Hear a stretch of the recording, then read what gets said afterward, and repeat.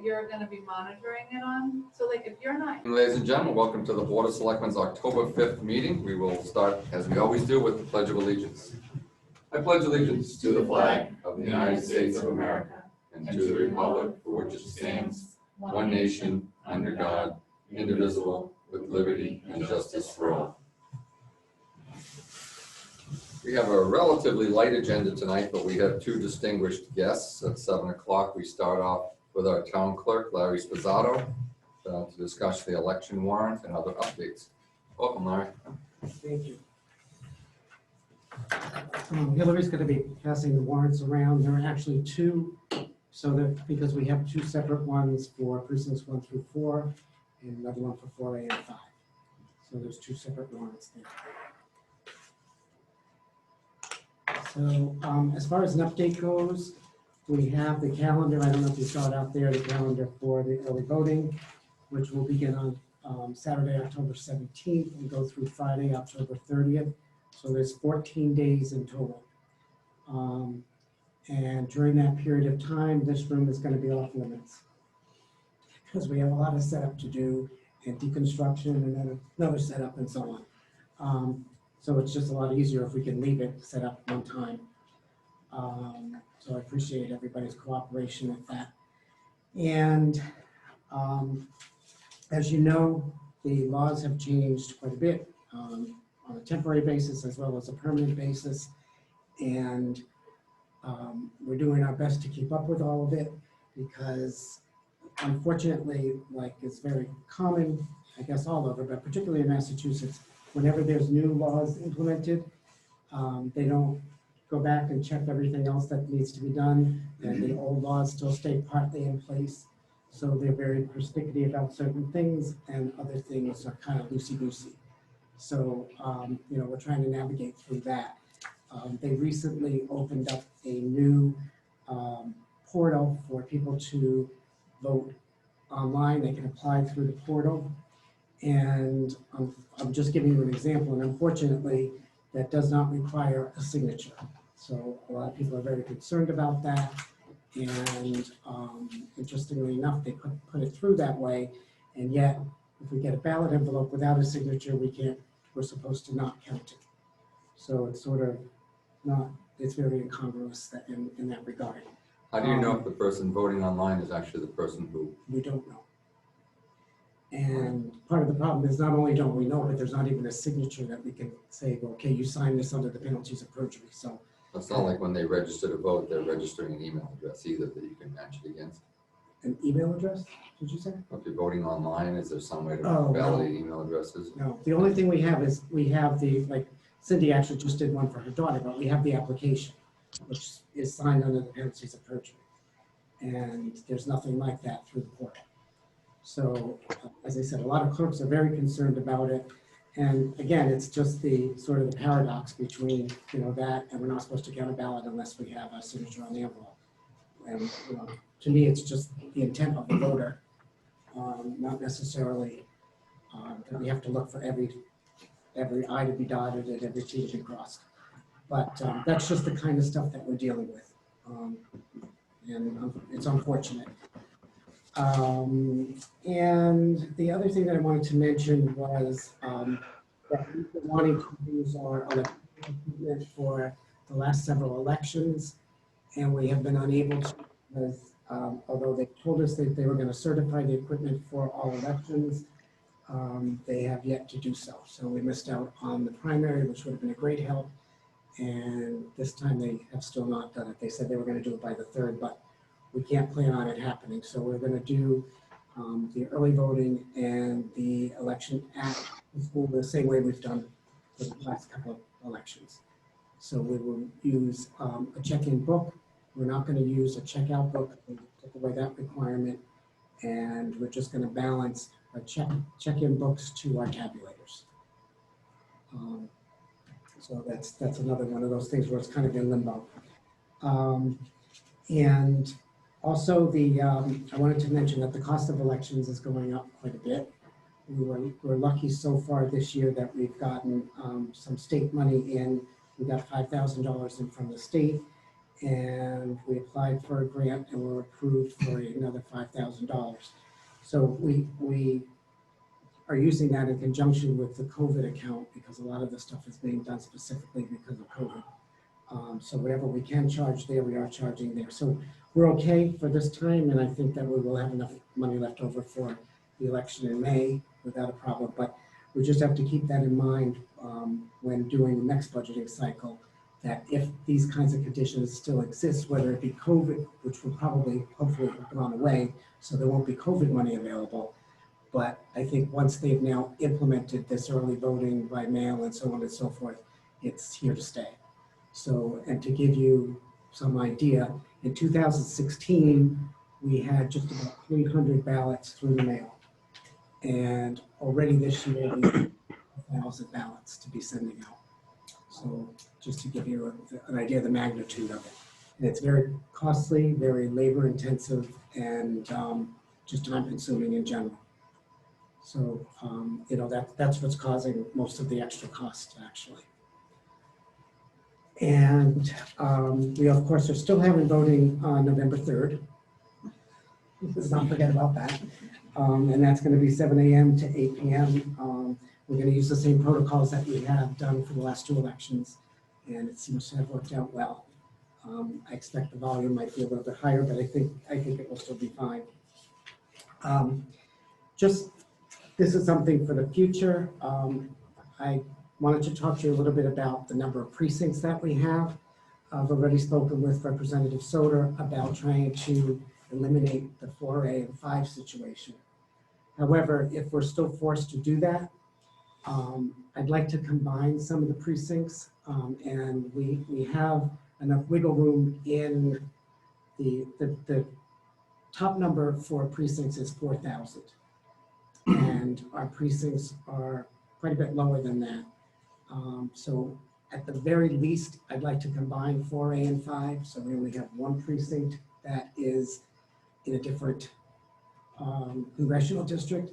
And it will also help because then we'll only have 5 precincts. Maybe we could even get down to 4, which would cut down on the cost for personnel. Be really good because we're also going to have to think about replacing our voting machines at some time soon. Within the next few years. I'm starting to get some materials together on that, even as a 5-year plan, we're going to have to include that in there. So, if we could bring the number of precincts down, it would help in a myriad of ways that it would lower the cost and certainly make life a little bit easier for us. If anybody's interested in looking at it, which probably not, it's Chapter 54, Section 6 in the Mass General Law that talks about how precincts are divided up and the number of people, residents that can be in each precinct. And that's where the 4,000 comes from. So how do we, when we do go forward with this recommendation, what's involved? Is it a town meeting vote or No. you just reassign people to? No, actually, for the 4A and 5 to become back in with the rest of Bellingham, Right. that's a requirement at the legislative level. Okay. And Mike is aware of that. Yeah. To actually blend some of the precincts up to the Board of Selectmen, you can make that decision here. And then it just happens. You It just happens. formerly were 4A and now. And the only time you would have to then go to the legislature is, let's say you, like if you said there's 3,600 in this group, in this precinct, and the maximum number is 4,000, and some huge development went in where there was another 1,000 residents. You could do that for the 10 years, but then at the time, in the next census, you'd have to petition the legislature to either increase the number or give you another precinct. If we were to reduce from what is now 6 precincts to combine 4A and 5, and then consolidate 1 through 4, that would save us money, correct? Mm-hmm. Because we would reduce 4 poll workers. Reduced by poll workers, and one of the biggest costs is police detail, and we have to have at least 1 per precinct.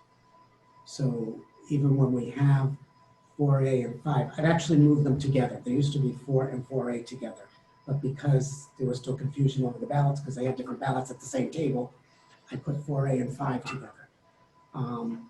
But police officer, so Even though they're 20 feet apart. Mhm. And I Mr. Chairman? Who wants the The ballot box, box? the back of the box is now. So each one is, So there has to be one What's the timetable to do something like that? to make that change. Yeah. I don't know. I mean, we couldn't do it for this election. Understood. We wouldn't want to do it for this election. We can There's put it on the enough docket for confusion. January and discuss it Yeah. in May. Yeah, for May, you can definitely do it. And my suggestion would be for May to do it similarly to the way we did it last year and not have it today. Because that also is a good money savings way. Oh, like the 12 to 7. Yeah. Yeah. That works really Yeah, well. it did work well. And people will still be voting by mail too, so they have that option. You So don't we have could early put voting. Larry on the docket for the first meeting in January. Any other questions? Mr. Chairman, Yes, sir. just why did we go to 4A and 5? Was it a congressional district thing? Okay. Yes. But I don't know why at the time they didn't just make it 5 and just add that into 5. Do you know, Dennis? I don't know. Because there was definitely room. Based off the census, they came down with it and said. Yeah. What happened with it, with just if I may, what Please. happened with the census is what happened with it is that they found that the congressman had 400 some odd votes. He needed 400 registered voters for population. So they had to carve out the 4A and Bellingham was the easiest thing to do. But when I get up there, I'll talk about my conversation tomorrow. So Larry, just a question for clarification. Are you allowed at the high school to have unmanned signs posted during election day? Not really. So can we enforce that this time around? Because the last election, there was a third of the signs Right. were there because I picked up like 7 or 8 of them the next day and brought them to the dumpster. What I'd really like to do, and I hope to do it for this time, and we might still be able to, is to just designate specific areas where people can be with signs, so that they're not all the way up the driveway and so on and so forth. You know, on the 2 grassy areas as you get to the top. I say 2 because they tend to kind I of thought separate. technically you just can't be, you have to be further away than. so many 150 feet. So how do we limit that? Right now they're 150 doing- feet is the parking lot. That's the closest that they can be to. You know, if we want to, we could just set aside, choose specific areas and then just tell people they can't be accepted in those areas.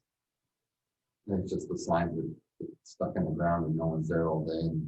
Yeah, no, I know. And they don't pick them up either.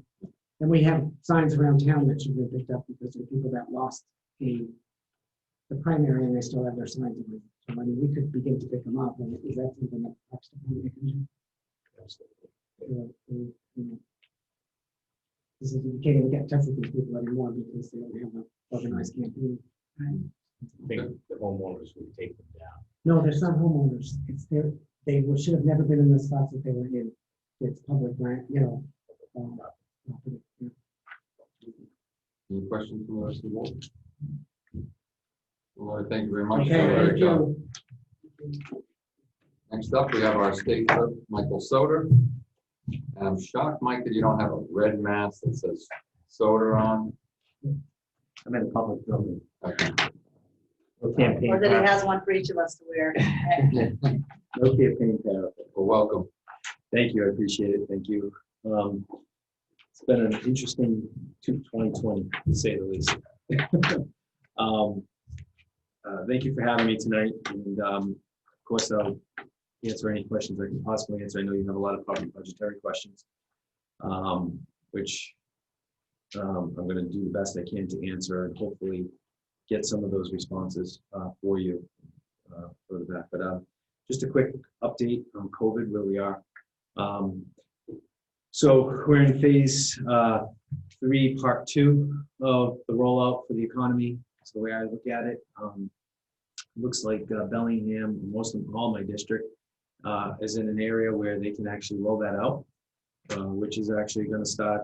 Urban Air is going to be able to, I think, it's one more big piece of the economy here in Bellingham, especially. That's going to open up, and for them, I'm very happy because it's been tough on them, extremely tough on them. But they got some great protocols that they're going to be putting in place to keep people safe. And we are hoping that, you know, I just want to really address with the public and be very as blunt as I can with all of this stuff. Continue to please wearing the masks.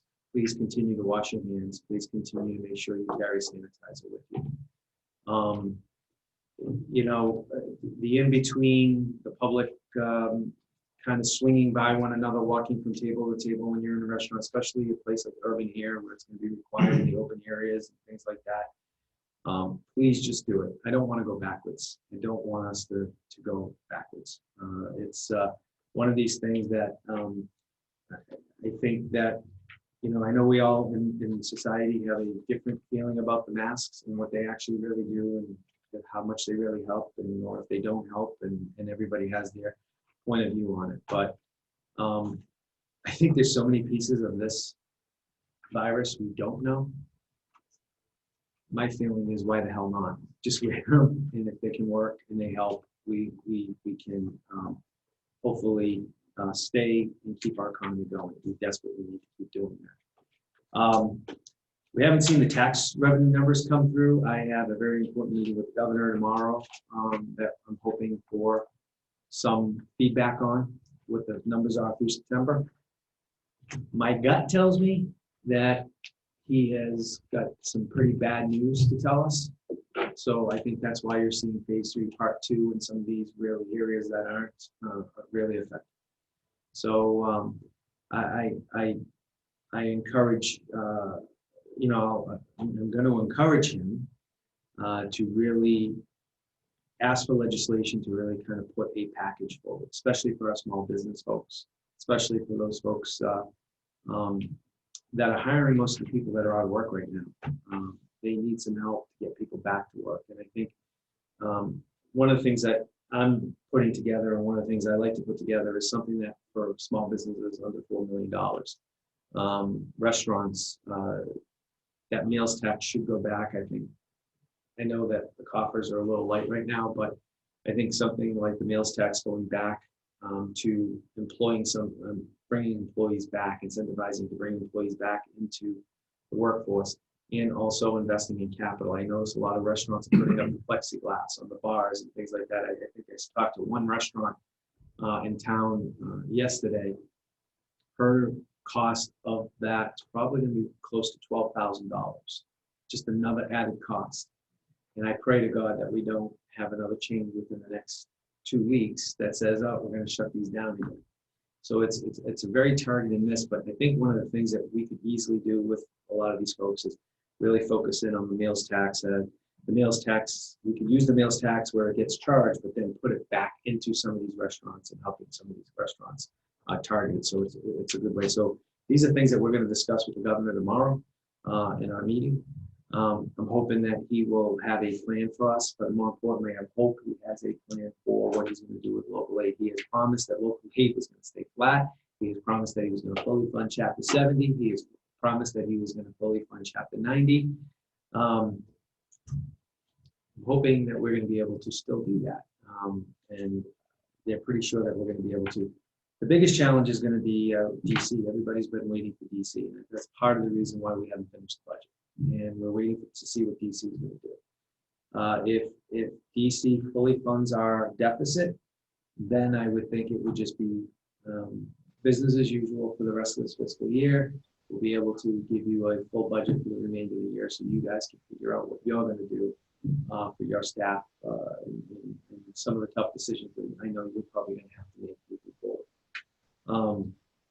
So those are some of the things we're working at the State House at.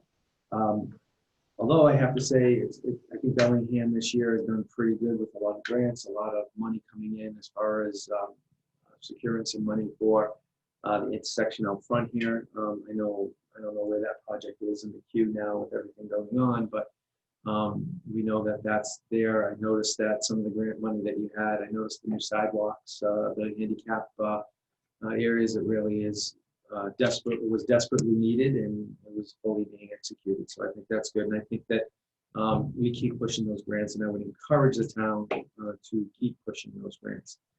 The last piece, one of the last things that we'll talk about, and then I'll answer any questions that you may have, is obviously, I think most people saw Dennis, myself, the chief, and some neighbors on Center Street based on your request from the Board of Selectmen to my office on getting the mailboxes moved on Center Street. Fortunately, I'm not a rabble rouser in the sense where I think, protest and all this stuff where I thought I had to go and actually call the meter and actually do what I did. I don't know if I was more scared or Eric was more scared, because he didn't know what the backlash was going to be from it. But when I told Dennis, I had a conversation. One thing I'm not a surprise type person. I had a talk with you, Mr. Chairman. I had a talk with you, Dennis. I said, at this point, what do we got to lose? So we put 12 up. We're going to be doing another 17. And the post office has not responded, but they are delivering the mail to the new mailboxes. So Who takes down the old one? the neighbors they're fully responsible. They actually got the benefit of me buying the mailboxes, the supplies for them. But they'll have to take their old mailboxes down and make sure they number them properly and whatnot. So I'm happy to hear that. That's great news. Yeah. It's unfortunate that it had to take someone's life Yeah. to get some action. Not just say this. I've come before this board. We talked about it when Amazon was coming in. Maple Street has got the same problem. And I've personally talked to the postmistress more than once. And we talked with them and they just kept denying. We have the same problem. It's worse now with the constant Amazon bans. So what can we do for the residents on Maple Street? I'm not the only one affected. Yeah. There's several. I'm going to say that we just move. Nice, but everybody's going to do it all at once. It can't just be, we just can't cherry picking. I think at this point, it's not the person delivering your mail. I want to make that very clear. The people that are delivering your mail, he or she is going on that side of the street anyway for somebody or something. I think further down Maple Street, the houses Further are down actually closer to Hartford Ave, right? They're on both sides. Yeah. So it doesn't make sense because you do have to do the turnaround no matter what you do. And on Center Street, the unique thing is 10 houses, you actually have to walk up to the door and actually deliver the mail. So it didn't make any sense whatsoever. I agree. I'm at the point now where it's just, I guess I'll publicly say, just do it. Hell, I didn't go to jail for that. I'll just say it now. Just do it. I mean, that's my feeling on it. I think anything it's gonna prevent anyone from getting hurt, period. It should be done. It's a common sense thing. And I think that's definitely something. I mean, we made them on that side because the sidewalks there, we didn't want people to start drilling holes. I didn't want that. Dennis didn't want that. Nobody wants that. So we made them, we made them in the buckets because it was just smart because they're going to get knocked down by the plow anyway. If you put anything permanent in there, chances are you're going to be replacing it. So they'll be in front of you guys asking for it to be replaced. Just want to remind the board, I paid for them last time, the first time. They're not guaranteed. They're not a guarantee that they'll, the plows won't hit them. So, but my feeling is on it that after I really thought about it, and after talking with, and quite frankly, after talking with a few colleagues of mine in the house, I think sometimes you have to just take action. Sometimes you just have to take action in your own hands just to do the right thing. And I think that would be the right thing to do. And I think it should just be done. I think the same thing we did on Center Street, we should do it. If you really want mine. I really do. That's what I'm tired of, having to. I think we should just do it. Every now and then you get an occasional. I almost said you my, would. my Mr. Connor here, That might have been a. I beat it the last minute. In the last second, but To make a point.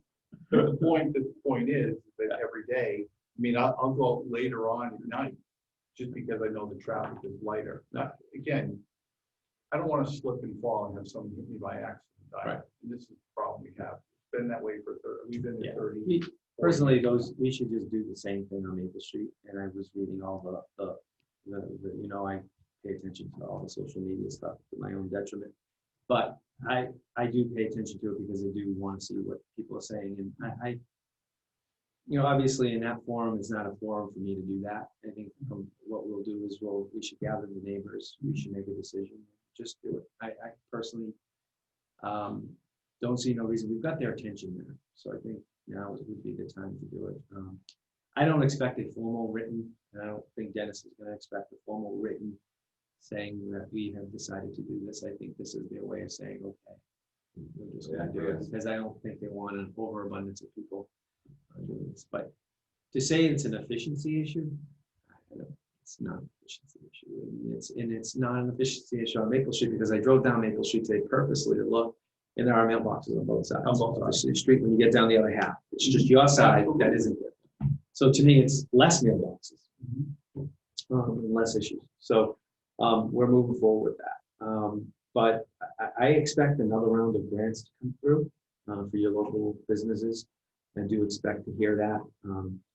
One of the things that I do want to promote heavily, and I'm hoping to talk to the school committee about, is I had the great honor of presenting to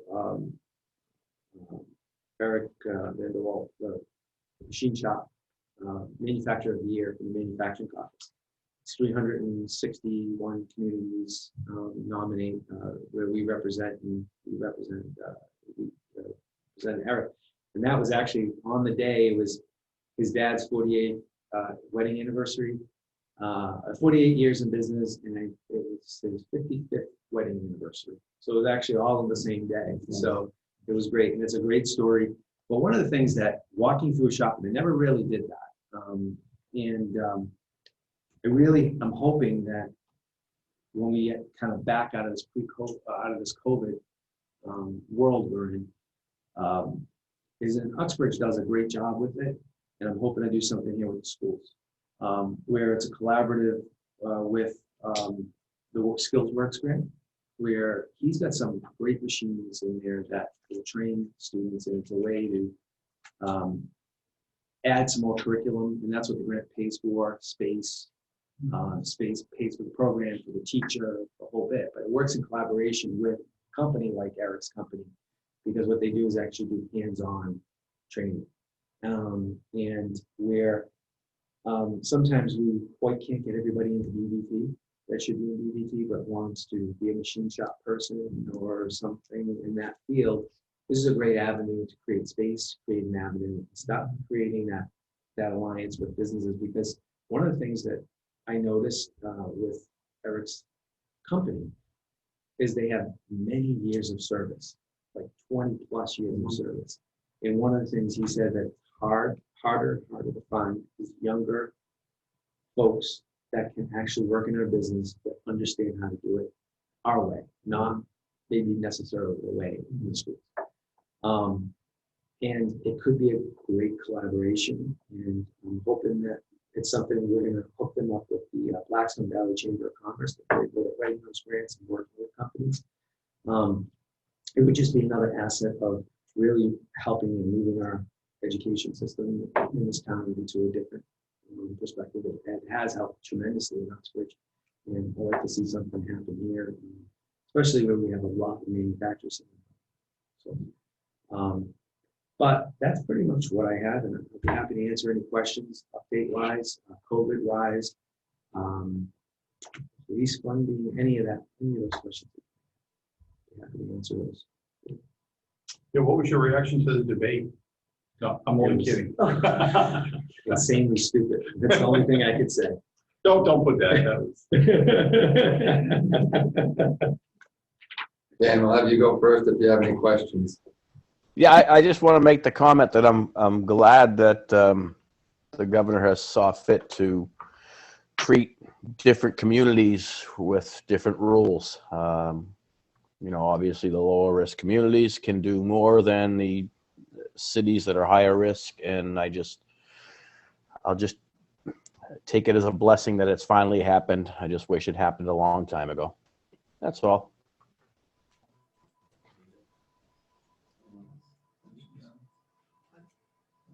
I think Yeah, on that same point, you're in a high-risk community if you have more than 8 active cases per 100,000. We brought that up. Yeah. We're bringing that question was brought up for him to answer tomorrow. It just doesn't make sense in any regards. I mean, that can easily happen here next week. Well, And I'll it give you an screws up example. our average. Obviously, I see the sports side, and we've had schools shut down because of it, but Holliston and Rentham both went in the red, not because of the community, but because specific nursing homes had it. And that's such a small population and isolated from the community that it really depends on who within the community is And coming in. most of the people that work in that nursing home don't live in that community, they come from outside the community. Yeah, it's a question that we're bringing up, it's a question of concern. Also a big question of concern for me is the flu mandate vaccine. Only because I think it's not, we've got to try to figure this whole thing out because that's gonna be the next wave of problems for the schools.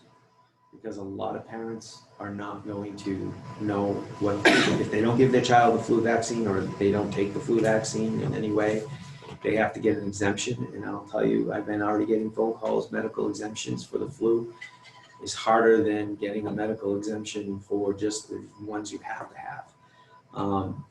A lot of people don't feel comfortable just going to get a religious exemption for a flu vaccine. It's not something they feel they need to do. So I've asked the governor, can he do something to specifically ease medical exemptions? Because I think there are some kids that, we're talking about two different things with vaccines. And I think one of the things he brought up with it is that one of the things he brought up with people is that average parents, they it's not the vaccines you have to have, it's the ones that, like the flu vaccine. And I'll be honest with you, I can't take it.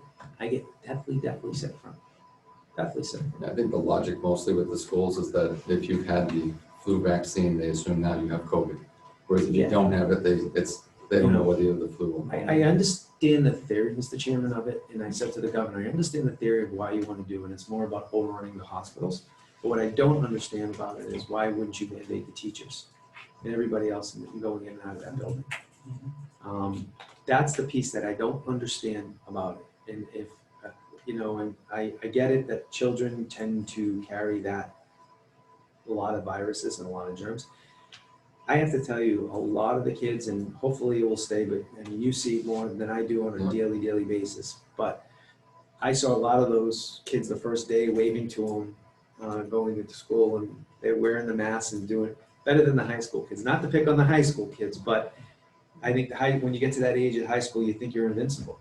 You think that you're not going to have to worry. These little kids, are picking out their masks and making Most schools are being shut down because of the high school kids. Yeah, and that's what it is. Most of that's happening because of the parties and things outside of that. And I get it. Everybody's going stir crazy. Nobody knows that more than my daughter and our family. And I'm sure I feel bad for all the kids like your daughter, first year college. It's just The way they're handling it, I think is if they're doing random testing, and if you are positive, they do contact tracing. For all the kids that you have contact tracing, they then require them to go have a test, and then they put them in isolation. They're not quarantined. There's a difference. Quarantine is 14 days. So if you have it, you're going to be quarantined. But if you're contact tracing, you say, oh, I came in contact with Mr. Connor. Maybe it was close enough. It showed the contact tracing. I'm going to isolate until my test comes back. My test comes back negative, then I can go back to general pop. And I just think that's the way the high schools need to deal with it too. The same thing. They can do. All these kids have phones. There are ways to do this. Contact tracing. Isolate. The kid has COVID. Quarantine for 14 days. Homeschool. Other kids get a test. The parents don't want to give them a test. Then it's 14-day quarantine. Otherwise, you can't be shutting schools down constantly. Yeah. There is a way. I mean, it's not an assisted living or nursing home. That's a whole different ballgame. I mean, that's just personally the way I feel, but I'm not the governor. But that would be something. And to go, when the governor looks at the town, to go what Mr. Connor was saying, I believe that they should look at the demographics, of the age group where that spike may have happened, and determine what's the risk tolerance for that. We know the risk tolerance for senior citizens is very low, right? But for high school students, the risk tolerance should be pretty high because they're getting through the virus for the most part. Very, very, very, it's like less than 0.0001% of high school students actually dying from COVID. So there has to be, that's just science, that's just math. They need to use that. Gut feel is another one. You got to rely on that stuff. Yeah, I mean, this is, it's been a, I think what we're seeing is a lot of the numbers rising because some of the kids are back in school, or college and whatnot. And I just actually had my mom was in the hospital, and we had to rush to Boston to take care of her illness. And, one of the things they said to me is, you sure you want her to go to Brigham and Women? Because it's a cluster. And it was just like, I was just astonished that even when I walked in there, the protocols to walk in there, but it was funny, I was touching a touch screen. And I was walking in, and when I walked in, she goes, okay, can you fill out the touch screen? And I looked at her and I said, well, do you have anything to wipe the screen down? And she goes, well, I have sanitizer that you can use after you touch the screen. I'm like, just like, you have a cluster in this hospital. Like, it just, some things just don't make sense to me, and some things it's like crazy.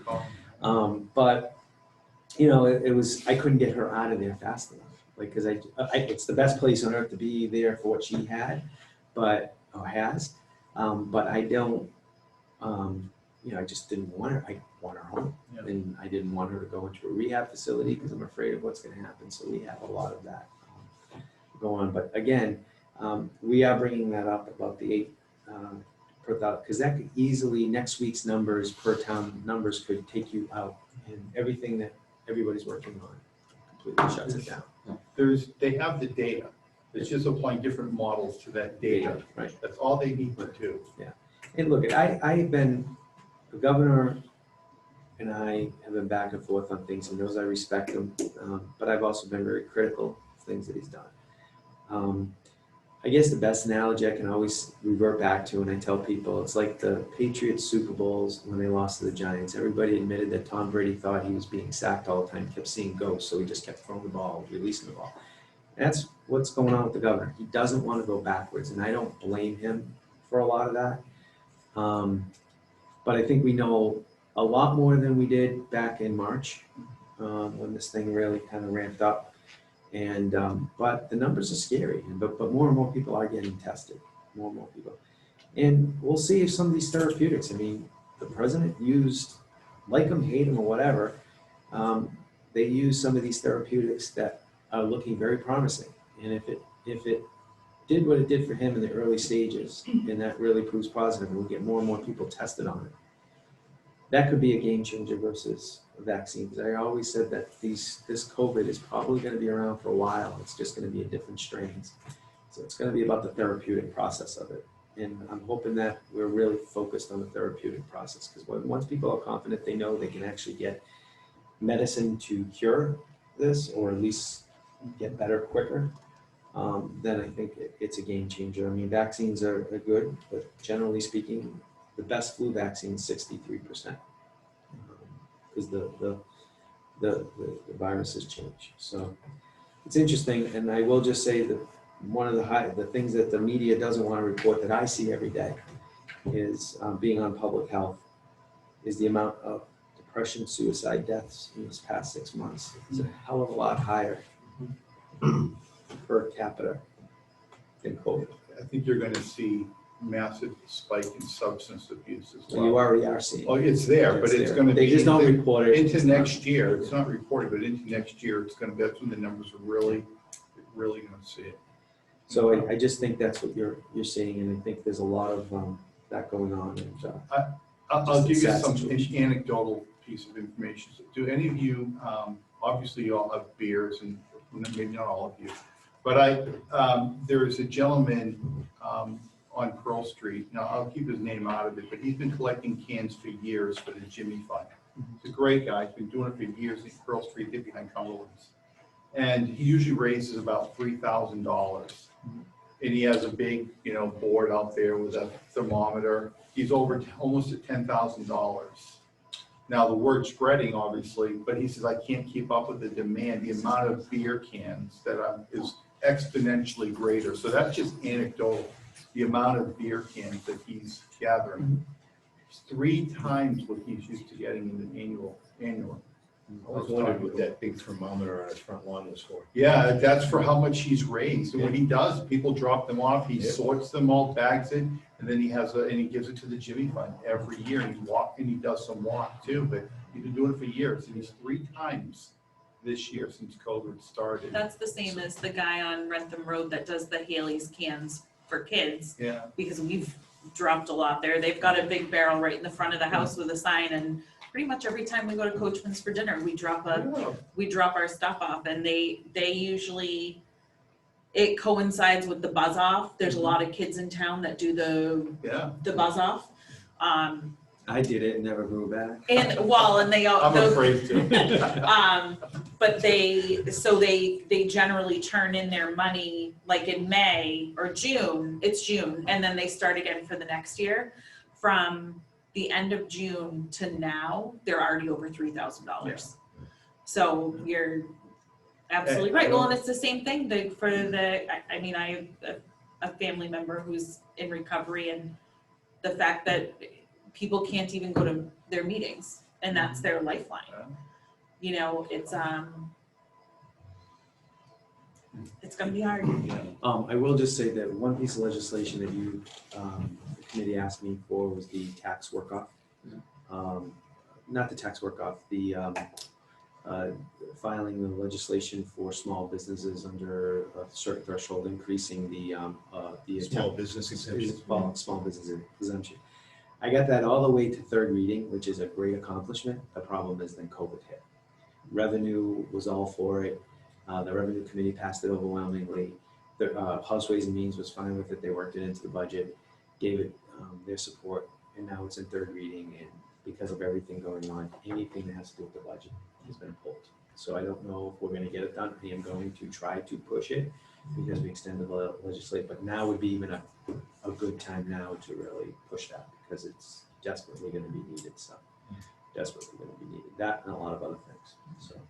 Well, we appreciate the update. We appreciate everything you do for Bellingham, because clearly it is very significant, and I think the citizens of Bellingham and the other districts that you represent are well served. And best of luck with your election. I just want to say this board, Dennis, Jim, Kupfer, everyone, you guys have done a fantastic job really taking care of your residents, your businesses, and especially the school-age children by getting them back to school. Working with the school committee, and I can't tell you how important that is. Even if it's in the small stage of a hybrid, I can't express getting that done and getting that through is not is very recognized in how we did it. So I applaud you for that. So thank you, and always here, and like I said, just a phone call away. Anything you need, that's all you have to do. Thank you. For those, anyone watching on TV, we've invited our representative to come every 3 or 4 months, whatever works in your schedule. Actually, as soon as a budget is passed, I probably, as soon as we could probably go through that. That would probably be a good time to come back. Just let Dennis or Hillary know, and we're always welcome. Just a quick question. Are you doing town meeting inside or outside? Right now, it's scheduled for inside on November 18th, and we'll have to follow whatever the guidelines in place are at that That's time. right, it's in November. Chances of snow and I being was very gonna say, cold would be outside. would be tough. outside? The outside would be tough. Well, no, the reason I say is Millville did it on Saturday, and I would have thought Saturday they would have had a huge. It's a small town, I get it, but I thought they would have had a pretty big turnout. But they do have a higher senior population, so I think they were probably a little bit nervous being close to folks. But I thought it was a good idea having it outside. But then I'm realizing I thought it was October. You could somewhat get away with it on Saturday. But Well, I think given that we're just doing some small capital items, I don't know that it'll be heavily attended. Yeah. A lot of the material is boilerplate. And, I think the direction we're going will need a lot of attendance. I'm just hoping by February we can get you going because I know that's your budget time. Hopefully we have all this 12-week stuff behind us because I don't think it's a great way. I keep saying it's not a good way for the cities and towns to run their business because they really need to know what's going on. So moving forward. Thank you very much. Thanks, for Mike. having us. Appreciate it. Thanks, Mike. Travel safe there, Mr. Spencer. Thank you. All right, next up is the extension of outdoor dining. Hillary, do you want to give a brief overview? Sure, this is just to extend any of the restaurants that are currently eating outside with alcohol. Originally, we put an end date of November 1st. This is gonna extend it to 60 days after the end of the state of emergency.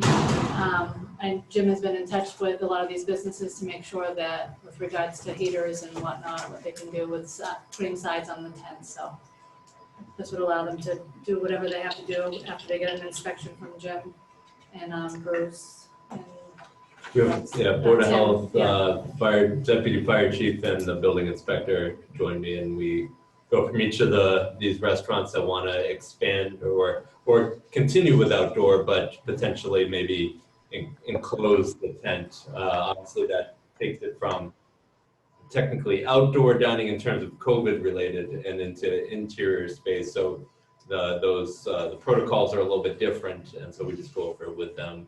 We go over the heating options with them, and egress and all that. Okay. Mr. Chairman? Yes, sir. I'm just looking, so they don't need to actually request this extension, right? We can automatically issue it? That's correct. For those that Or have still already need to? had it, Yeah. new requests would have to come to us. Yeah, any new requests, but the ones that we currently already approved is what the motion would be. And Thank you. Kelly has a motion. I have a motion. You ready for it? Please, yeah. Okay. I move that all previous approvals for expansion of outdoor table service that were granted pursuant to Section 4 of COVID-19 Order Number 35 of the Governor with an expiration date of November 1st, 2020, be extended to and until 60 days after the end of the state of emergency. Do we have a second? Second. First and second, Ms. Grant, Ms. McNulty, thank you very much. I wanted to say Ms. Cindy. That's what You can say that. Ms. Cindy. All those in favor? Aye. Opposed? Thank you very much. Next up, Red Mill CRPCD capacity request. You see that in your packet letter Yeah. from Don, and it's for the project out back. It seems to make all the sense in the world to, as he said before, to get the number of users up to make the system more cost effective. Is there a specific language for the motion? It's You'd on be the- voting to grant 63,200, well, you'd be voting to grant the CRPCD sewer capacity allocation application to Snowflake LLC as presented. So moved. Second? First, second, I won't even say names. All those in favor? Aye. Aye. Opposed? None. All right, next up is August abatements. So before I read the abatements, I would like to ask Mary a question, because a couple of us have had them. You'll all notice in your abatement that the water abatement is rather large. There is an abatement on here for $9,000, and so I would like clarification as to why $9,000 was abated from this specific? No, it's all yours, that's why. I had talked to Mary about it earlier, and I was confused enough, and I said, you better come Yeah, and explain I this didn't one. even, and I asked Hillary, and I still don't quite understand why that happened, so. Yeah, and so let's start off by saying that this is not a common occurrence. So hopefully this has been a very infrequent thing that you have seen on these abatement reports. It is intended, these penalties, and I'll explain what they are, but the penalties are intended to be a deterrent for our ratepayers, and that's why you should not be seeing these on a regular basis. But essentially what happened on this particular account is it is an account that has an old meter, and the town of Bellingham has been in the process for many years now of upgrading and replacing water meters in homes and businesses throughout the community. In this particular case, this property had a meter that was back in phase 1, and the town is now in phase 3 of that meter replacement. And in order for us to get in and replace the meters, we reach out to these water customers to gain entry into the facility, whether it's a home or a business. And if they do not allow us to enter the property to replace the meters, after we've tried and tried, we will then start to assess penalties onto these accounts. And intent, the penalty starts at about $200, and then if you are non-responsive despite our repeated requests, we then increase it to $400. If you continue to be non-responsive, we increase it to $800. If you continue to be non-responsive, we increase it to $1,000, and then we increase it to $2,000. So they can add up fairly quickly in terms of us trying to essentially get your attention, to let us in and replace the meters so that we are able to electronically read them and continue with our business. In this case, this particular homeowner did not allow us entry into that home for over 2 years. And then when they finally did allow us entry into the home and we were able to replace the meter, the abatement was granted on that particular account. And so there are a handful of customers in the town of Bellingham who find themselves in this situation where they simply do not allow us to get into the property to replace the meters. Our intent is not to assess or collect really high penalties. Our intent is to replace the meter. And that's really what we want people to do, is to allow us to gain entry into their home so that we can replace those meters, get them functioning, and get our operation to continue to operate smoothly with our meter reads. So this isn't a water bill that wasn't paid? It is not a water bill. fees? It's Okay. those waivers would be on the penalty itself. That again was intended to be a deterrent, so that we would get your attention and you would reach out and contact us. We send letters, we make phone calls, we leave door knockers. When we have the opportunity, we knock on the door to get your attention. And so and then we financially try to get your attention on your bill. I would state I'm going to be opposed to this because it was the policy of the Board of Selectmen that if it was over a year, we would not waive over a year. That we would waive within a year, but so. I think the regulation says 5 billing, which is a year plus 1. But I think in this instance, did something slip through the cracks down at the DPW? Yeah, essentially what happened was an oversight. Typically these funds get leaned after they're outstanding for a year, Yeah. which is why you don't usually see them this big. Exactly. Yeah. And what has happened in this particular case, those charges were in fact leaned on this homeowner's account. They are now on the real estate bill, and they are accruing 16% interest on that real estate bill. How did we get to $9,000? If you say we started 200 the first quarter, 400 the second quarter, how did we get to 9,000 that quickly then? It could be a couple of properties. I don't have the details of that particular account in front of me. One. It is, No, it is one. it's just one. It's one. Okay. It doesn't only say one name or one account number because One name, this, yeah, one account number. You know what, she might have done something, she might have done, so this gentleman is owns several multiple properties and I think in she town. might have brought it into one, Yeah. one Yes. line item, and she said she would never do that again, that was her error. I think what happened is there were several different charges maybe on different properties. That's Is what the case, happened? because this Yeah. is a homeowner that owns multiple properties So- in town. The question I have then is there a way to trace whether we contacted this gentleman Yeah, multiple times for all of his multiple properties? So was that he said, you're not coming to any of my properties? Or is it just the one property? Because if he ignored, let's say he owns 5 properties, he would have been 5 warnings over 5 over 5. That's to me is negligence on their part. And I'm not that kind to waive this. If he owes it, he owes it. If we made a mistake, then we need to back out our mistake. But what he owes, he owes. And is this person, are they current with all their water and trash? They're not. So why would we sit here and want to abate this if he's not current on water and trash and he owes us this? I'm perplexed. Are there charges other than water that we're talking about in this abatement?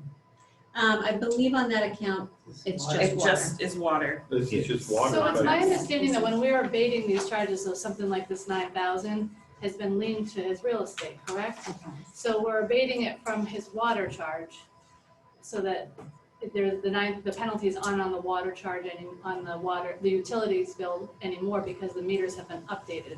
Am I understanding that correctly? You are. Okay. Except that $9,000 has been moved over to the real estate account, but it is now being credited on the water accounts. So he's still paying the 9,000, correct? But he's receiving a credit on the water account. Yes. So in essence, it's a wash. I want to know more. Yeah, Yeah. I this want is, to know about how many properties, I want to know what he owes on each of the properties.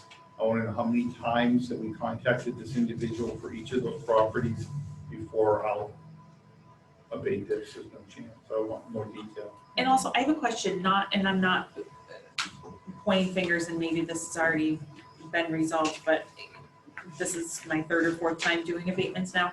We've had something like this, not as big as 9,000, but we've had something on almost every abatement that we've questioned, and it's come down to, oh, well, that fell through the cracks. Like the trash that we did a couple meetings ago, that the guy had been paying the trash bill for 4 years and didn't have a man, and that fell through the cracks. Well, it didn't fall through our cracks. No, that's what I'm You saying. mean the gentleman made a mistake? Well, It didn't apply. and it was, and he didn't. it had fallen through the DPW's cracks. Well, And that, so In what way where, did it fall? that's through what the I was DPW told, cracks? because it was Excuse me? not, Yeah. he had said, there was some, No, we were saying, everyone had so are there ways to is there a system in place now to help better yeah, I don't catch think these wanna things get that that fall way. through the cracks? Like, Yeah, I this is one instance. I can tell you that the woman that manages the billing down there does an outstanding job. Okay. She's extremely thorough at what she does. Absolutely. She inherited some difficult that's what I said, I situations didn't want to down there point a any few years fingers, ago. yeah. Does an excellent job. I Okay. think this is one instance, and we can get more information on it. I agree, it's a big number, and if we Yeah. need to have more of an And- explanation, we can. Yeah, we certainly can. Yeah. This is a homeowner that owns multiple properties, and there's, it's not just that one line. There's more detail. To answer Don's questions in general terms, this included multiple reach outs, if you will, in a variety of formats to this particular homeowner. And again, the decision rests with you guys. I think the situation here is that the regulations were updated in 2017, so about 3 years ago. And we hadn't really had a situation like this that had accumulated penalties for this purpose to this magnitude since those regulations were updated. And that fifth time, if you will, that fifth cycle was a new part of the regulation, and it wasn't applied in this particular case. I think that's what it was. And that's the issue. And we can get some more information on that. That would be Okay. great. Yeah.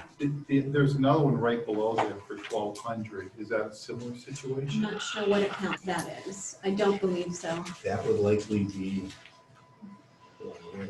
Yeah, so it's right below That the seems one like we're the penalty referring of to. 200, 400, and 600, that'd be 3/4 of penalty. Yeah, I don't know. I don't have the so document in front of me. I'd approve this, but I'd pull 22,100 and account 22,100 and account 16,200 out. So for more information. So we have more information. That's due. So I make a, oh, I know, it's Kelly's. What- motion, but Mr. Chairman, real quick, if I could. Yeah, Just so, a couple things, going back to what Mrs. Grant had mentioned with regards to the last abatement, where it kind of slipped through the cracks with the trash. I know I had talked to, did I talk to you, Dennis, about if somebody moves into town, are they automatically enrolled into the trash enterprise or the trash cycle? Yeah, they are, everyone is in the trash cycle unless they provide evidence of an alternative haul, so. So I know, and when I was talking to Dennis, is when I moved into town, it was a new built house, so it wasn't automatically enrolled. Where I think pre-existing houses, if the previous owner was in the trash system, then as soon as they sold the house, they were in the trash system. So I think that's how it kind of got slipped through the cracks with that last abatement with the trash situation. I believe, as far as again slipping through the cracks. as far as the water goes, and I think, we've been, and I know Mr. Connor, this is kind of a big thing with you. We wanted to clean all these abatements up as far as the penalties go. And I think we've been doing a good job. Obviously, if you look at, this list, it's substantially less than it used to be, or as far as the penalties go. Again, I have no problem sitting here and finding out what the actual situation is. But to me, when you get to a $9,000 fee in penalties, I don't want to say it's fake money. I don't know what the reason is. People don't want us to go in their homes to install the new meter. If it's they finish their basement and they're afraid that their house is going to be assessed higher, because now they have more living space. Whatever the reason is, I think we need to be communicate a little more that we just want to get in, change the meter, and we don't have assessors going into your home to determine that your house is now more valuable than it used to be. So that's just my 2 cents. Again, I have no problem with trying to figure out what the additional situation is with the $9,000 abatement. But I mean, I thought the penalties, as Mary had said, and I'm paraphrasing, and I don't want to put words in your mouth, but this is more of a monetary, scenario that we just want to get in and change the meter out. And once we do that, we're back on track. So, I mean, I just kind of want to get it cleaned up. We're getting there. It's pretty close. There's only a few penalties on this one as far as water goes. And I think, we've got the 9,000, we got the 1,200, we got a 2,226. We're getting there. And I think that's kind of the, the situation that we were trying to get to. So just my 2 cents. I think the penalties are there to get people's attention, and this board has made a policy that says that we will waive up to a year, presuming people want to take action. But if it's been longer than that, until we get more information, I think it's in our best interest not to vote on that. But would anyone like to make a motion overall? Would you like to make a motion or go with the motion? I didn't even make a motion yet, so Okay. that's, Well, it's still in your court. do you, all right, Can we put it on the next agenda, Dennis, without? Well, everything except those two? Yeah. You want to? Or we can just put the August, we could just. move We can it. do them all except for the 2 of them. Okay. That way you can clean up the books for the month. so just Now you don't do- do the water You got to charge. do some math now, Kelly. I already did it, Dan. Oh, you are so good. Wow, okay. So the water charge, the penalty, is going from the $12,000 to $1,800 if we remove that 9,000 and the 1,200. Yeah. But I didn't do one. Hang on. No, so I did do it all. All right, so we have the abatements for the month of August. Capital improvement charge, total of $285. Sewer charge in the amount of $329.30. Sewer service charge in the amount of $42.60. Trash in the amount of $593.35. Water in the amount of $2,125.58. Water service charge in the amount of $19 for a grand total of, I need to add it up, because I can't do all those numbers in my head.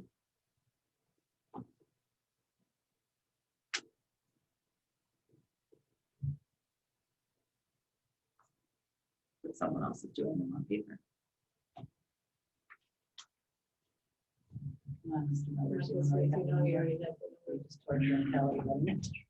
Yep, nope, I totally did that wrong. $3,394.83. What is it? 3,000? 3394. 3,394. Basically, 83. the 13,594 minus 10,200. There you It's not new math, Michael. No, That's not possible. Does anyone know an accountant? That's the motion. That's the motion. So I just have a quick question, for the 1,200 one that you're removing, We just want more information. Okay, because that's could only be possibly, 1 year, yeah. yeah, not even 1 But year. that's fine, we'll, Yeah. we'll confirm. It's just good. Just one more Okay. detail there. I think she used to do it where she would put, like the first penalty 2 and then 4 and then 6, and I think she just combined it this time. So What if happened? you could get a listing, a spreadsheet with the properties. The number of How times many communicated. times we reached out, communication to those properties? And, basically how far back? But the regulation says that, and what you put into play was, you get 1 year and then Okay. half of penalties waived. Yeah, big. So that's what gets waived. But, Right, I get yeah. that. part. And this board could Yeah. change from board to board. Right, Yes. absolutely. Right, we could change it, next year. Yeah, right. And is that 1 year penalties per property that you Well, own? that's where I want. it That's the broken out. discussion point, So because that, yes, if they have intentionally and willfully not allowed us Outside. into any of those properties, Yep. we may feel differently. Yeah. Yep. I We would. can, yeah, we can definitely get there. Cindy, Miss Cindy did. This Cindy. That's a white kid's fault, right? So All right, town administrator report. Just a couple of quick items. Mike mentioned, or we mentioned earlier, town meeting is on the 18th, and we are going to be, guidance comes out that makes it difficult to use that gymnasium auditorium. Right now, I think we can. I think we can set it up in such a way that we can set the chairs apart. We may need to move into the gymnasium instead of folding chairs. And might be easier to set them up there with the proper spacing, almost like we did on the field. Typically for this meeting, we'd have fewer than 200, but obviously we need to be prepared with other rooms that have the audio visual so people can participate. If we had larger than what we can handle in any one spot, then we'd have to have it set up to accommodate that. So we'll be taking that into account as we get closer. As you know, the middle school closed for a week, is back open again. So fortunately, the COVID issue that they had was resolved, and they are back open. And we continue to do our Tuesday Zoom meetings. We'll be on at 9 o'clock tomorrow. It's worked out well. We were able to share a lot of good information. And I think that we'll do that indefinitely. Because I think we're going to be in this situation indefinitely, it seems, till we get through it anyway. Halloween, I know we talked about it. There is going to be a pumpkin event in front of this building on October 31st. People can drop off pumpkins. Information will be coming out about that, but they'll just be left in the island. And if you want to see them, you'll drive by. Jen Altamante is doing that. So if you hear anything about that, it's not the usual pumpkin stroll. It's just a drive-by stroll that you can drop a pumpkin off, drive by to see it. I don't know how many people will participate in it, but middle school, there's that, you just drive up to the middle school and put them all in front of the middle school. Yeah. There's more space there than there is. I don't know what time it's happening, but the BEF is having their big golf ball drop event. That's gonna be live streamed on Halloween Day. So it might already be taken up, because the fire trucks have to come in and do the drop and stuff. So I don't know if that has I'm anything just to. thinking, I mean, this is great, but I'm just thinking in the, you've got the light, the whole bit. I'm thinking the middle school in front of it might be just a little anyway. yeah, I'll talk to Jen about that. Veterans Day celebration or observances will be at the town common. They're going to keep it low key because, again, I don't think they can have more than whatever the number is for an outside gathering is 150. I believe 50 right now. Put you on the spot. 50. So we've got to keep that down, obviously. So it'll be something that Mr. Hastings is putting together. So we've got that going forward, and that's pretty much it. Question, Dennis. Could we possibly ask people to reserve a spot for town meeting so we know how many people to expect? I mean, based on Legally, COVID? legally, I don't know that we could do that. Yeah. Because That if will you be show ready. up, if you're a voter, you show up. The other thought I had is because I've been to so many dance recitals. It's a great idea. And each of the chairs have a number. There's a Rowan number. And I wonder if you could go, I wonder, like you said, reserve, but I wonder if they came in and said, if we had like a seating chart, they said, I want two, you said, these are the two tickets, you get to sit here. We have ushers to take. And we have ushers to take them there and then come back. I wonder if there's a way we could figure this out. I mean, it's tough because sometimes there's one person, sometimes there's two, sometimes there's three. So so it'd be difficult, but I'm just thinking they are all numbered, maybe a way we can, almost like a reservation system, I want 2 seats, okay, 2 seats. These are your seat numbers. When they come in, we have a list and we give them their seat number. Well, you could do reservations without saying it's a requirement. Right, Like right. we could Put ask for something it, out like and a, ask like a for. Google To form make that sure that we everyone can does. provide social distancing Yeah. and be safe and still participate. We could do a call, let us know, and if you're, I'm just Yeah. thinking. I think that goes to, we're trying to plan Voluntary, how much space we need. Right. Yeah. Exactly. I mean, we don't want to be caught off guard on. right. Right, and we're not gonna turn you away when you come to the Oh, door, no. but it's just for our own Their planning safety, our purposes, safety. yeah. Make it It's a lot more work, I know, to look at the seating chart, but you do have the numbers and the rows, it's all there. Yeah. And if it looks like we No, I can think it's a accommodate great more in the gym, then we will look at Yeah. that too. Look at the two. But, yeah, as we get closer, if things stay the way they are right now, we should be able to, do that, inside, might be a little chilly outside. That's what we're gonna get on a late Saturday. Everyone bring your fire pits. Yes, sir. Mr. Cupfer, question, as I was driving here this evening, I noticed that they were putting down, look like sidewalks on Mechanic Street, and it really appeared like the going north on 140, we're losing a fair amount of road. So is that That's road okay. gonna get widened on the other side? Because it really does look like the granite, has really come out a fair amount in a couple of spots.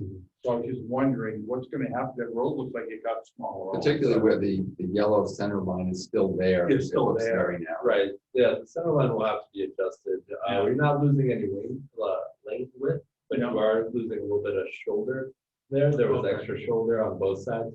Okay, But yeah, the granite curbing has come in slightly from where the edge of pavement originally was. used to, yeah, well, Yeah, and, but on the other side, there is gonna be some slight widening as well. that's what I'm asking. Not with Lincoln though, but with, the Curtis Apartments. Curtis So they're responsible for that side of the road, Lincoln's responsible for that side of the road essentially. We tried to line it up so that everyone's going at the same time. Curtis is a little bit behind, but they're hoping to catch up essentially, and not have to recreate the wheel and rip anything So off. before snowfall?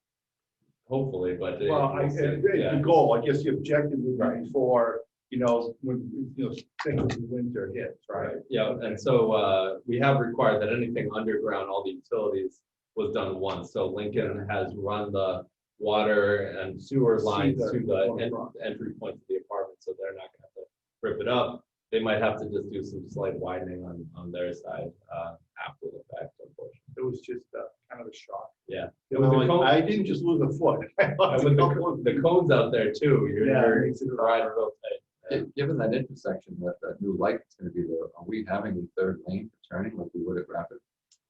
You're gonna have a left turn into the apartments, there's gonna be a turn lane there, and there's also gonna be a slip lane going to the right into that new road that's being constructed. Because it doesn't look it right now with the way the sidewalks are set up. Yeah. There's a lot cut into the hill as you get beyond it coming toward the post office. Right, oh, Those yeah, hills will really yeah, cut into back. that hill, we met with both homeowners there to, It looks like more trees need to be taken down to accommodate that telephone pole being moved back. the telephone pole's gonna stay, all the poles stay, unfortunately, they're in the sidewalk. It's- We made that comment to DOT, there's no point of leaving them in the sidewalk, we have that issue down in Pulaski and all. Yeah, that's right. Yeah, DOT moved forward with that, with the poles as they are. They do have to, change the guide wire in one location. Speaking of that, I guess, old business, the pole that Mr. Connor talks about a lot on Maple Street, any news on that? I know it was in Verizon's hands. Yeah, correct? Verizon and our electrician, coordinating on that. I know they were trying to set something up. Do you Yeah, it remember was, what the latest was on that? It was Eversource. So it was Eversource and our And I think it was that gentleman that might be out right now for the DPW, was he the one that was working was on it? working on it. So I'm Could've not been, sure if yeah. there was if there's an Is he appointment. gonna be out for a while? Well, it follow was, it up was with- the inspector. We have a new person in that role, so we can get with. Yeah, we can can you follow get up on with that? Gary. Gary Yeah. might have an idea. And Tom Degnan is Tom, handling okay. that now, so we can follow up. We also have the question of the phone boxes that are in front of Wendell Right. Farm. And then we did make the call on that, the one down on South 560, Main Street yeah. that you had given me about the. Any word or? Didn't get any feedback on it yet, but we did contact our Verizon contact, and supposedly they are inactive, so it should be pretty easy to. Who removes? Yeah, excuse me, That's something our electrician would remove. well, it's something they would utility. Like you had an item that you wanted to bring before the board. Which one? Oh, yes, you get an abatement.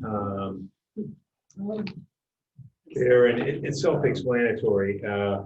As you can see from the email thread, I did share with the gentleman what I thought the outcome might be. I know Mr. Spencer had called me and he was going to spend a little time on this, the ambulance abatement. I reached out to the agency, First Financial. I didn't hear it back, unfortunately. But just my opinion is this is a scenario where we have a billing agency that, you know, the ambulance ride was taken. The billing agency reached out, sent some bills. The individual looked at those bills and said, I have insurance, and didn't respond to them.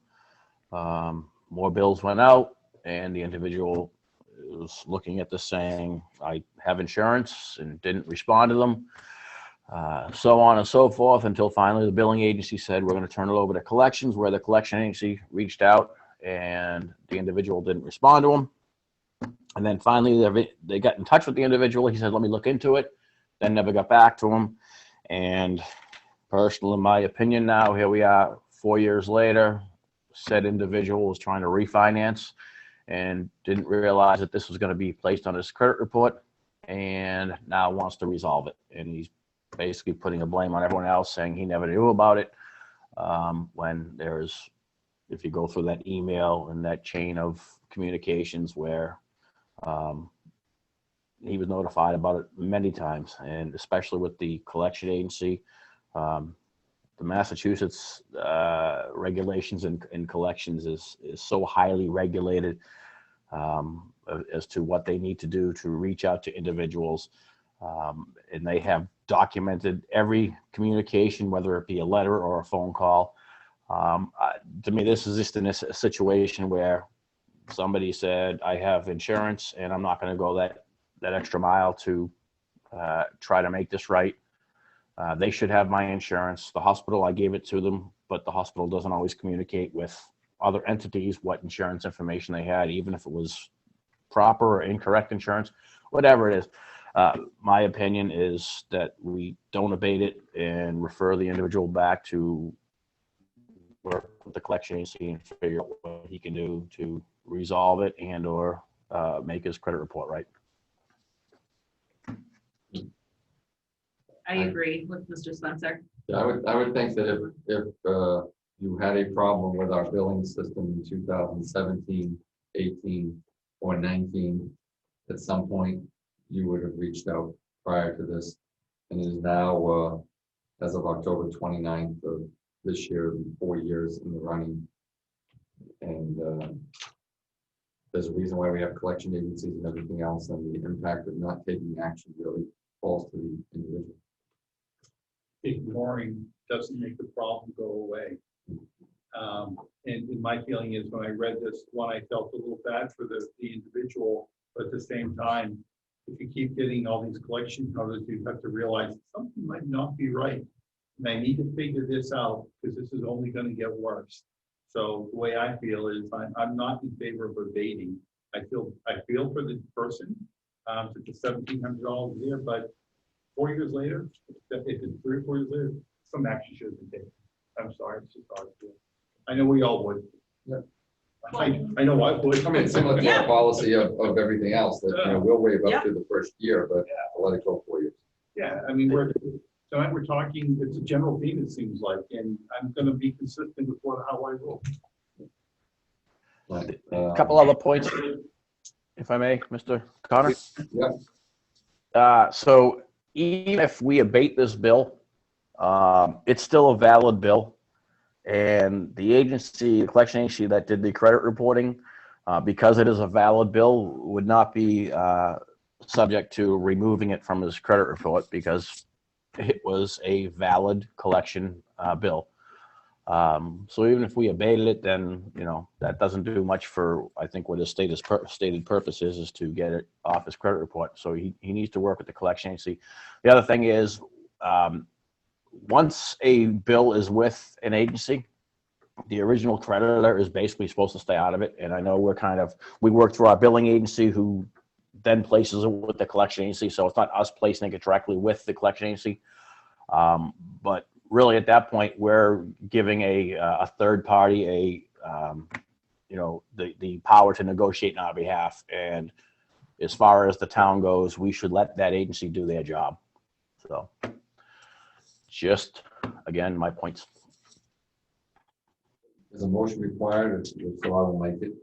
I think, yeah, that would be appropriate since he did in fact ask for it before the board. I will make a motion that the board take no action on this matter for the reasons that Mr. Spencer has noted, that we have collection agencies for this purpose. So moved. Second. Oh, second, you made the motion. I apologize. Well, I mean, just so. Yeah. We want to tell someone I made the motion. All those in favor? Aye. Aye. 5-0. Any old business? I would just bring up, is there something we want to put out? I've seen social media, the questions about Halloween, whether we want to just put on our website that. I questioned it, but then didn't. But I think someone had posted something in response to a couple of the social media posts that basically just said, the state has said Halloween is not canceled, but here are the CDC guidelines for. If you want to put candy on your doorstep, Yeah. put candy on your doorstep. Yeah. You just want to go to Halloween, have a mask on. I'm not gonna be the Halloween police. I'll have I candy. can craft something and send it out to you and stick with Just a If I reminder. craft something, I mean, a statement that we'll put on the website just to make sure everybody's good with it. We're not saying. That'd be fine if it says- It's different. Yeah. The town has no plans to restrict Halloween other than people's own personal judgment. Yeah, we ask people to. Adhere to continue your their- CDC guidelines. As long as they're not breaking anything that Governor Baker's put out there. You know, if you put something out there that says no Halloween, then I'm gonna respect no Halloween, as much as I won't like it. But I'll still respect it. Right, and any new business? I just got one quick thing. Sure. Patriots are down at halftime 6-3. They would be leading right now had they not fell victim to the tuck rules. Oh, really? The tuck rule. Tom Brady still haunts us from Tampa at this point. That's all I got. Could be worse. Our next meeting is when this room will be occupied, so we'll be meeting downstairs. I think we're gonna have to meet virtually because we can't meet downstairs In space, okay. Yeah. So then we're gonna have to do an at-home meeting, unless we want to try and do something at the school. The library, high school library or or something. Zoom's fine. Don't mind. We're used to it by now, right? Right, so other than that, I think we're moving forward, everything, town meeting financially, has FinCom reviewed everything now? No, they're getting close. They are meeting Monday, I know, Monday's holiday, Tuesday, October 13th. Okay. Finish up. Good, right. Having satisfied our agenda, I'll entertain a motion to adjourn. Second? First and seconded, all those in favor? Aye. He's a quick to the draw tonight. I gotta go watch my boys. Patriots. Bye, Dan. Bye, Dan. Dan, have fun watching the game. We'll see ya. Thank you, guys.